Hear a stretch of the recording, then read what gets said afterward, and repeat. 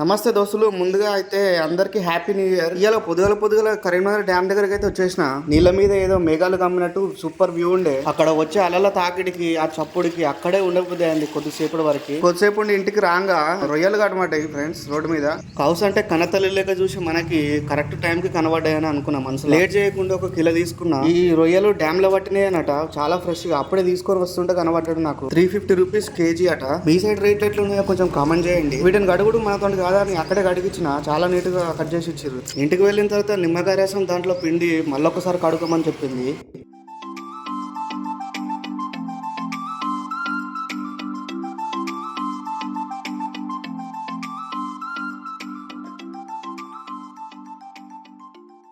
ఇక ఇంటికి రాగానే ఒక సగం నిమ్మకాయ దాంట్లో రప్ప విండేసి ఇక బాగా కలిపి పెట్టుకొని దాంట్లో ఉన్న గదరంతా బయటకు వచ్చేటట్టు నిమ్మకాయలోని రసం అంతా దానికి ఇంకేటట్టు కలిపిన.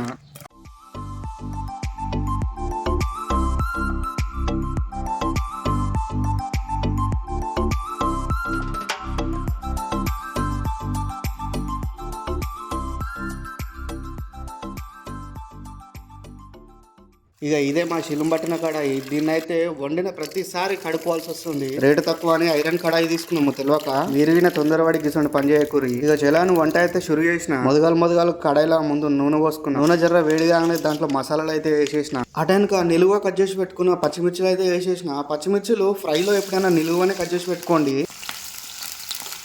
ఇక పచ్చిమిర్చిలు లైట్ గా ఫ్రై అయిన తర్వాత దాంట్లోకి సన్నం కట్ చేసి పెట్టుకుని ఉల్లిగడ్డను అయితే వేసుకోవాలి.